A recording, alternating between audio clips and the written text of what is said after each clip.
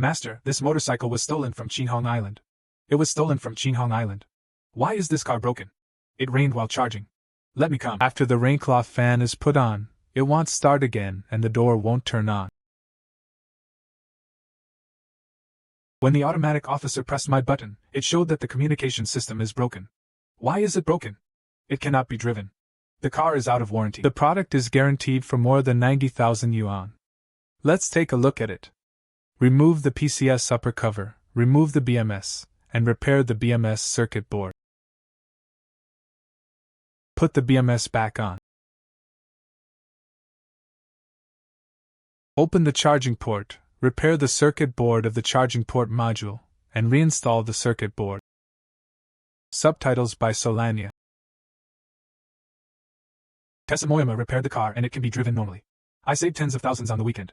I hope I am such a conscientious repairman. Shouldn't you like it? Follow us to let you know more about trams.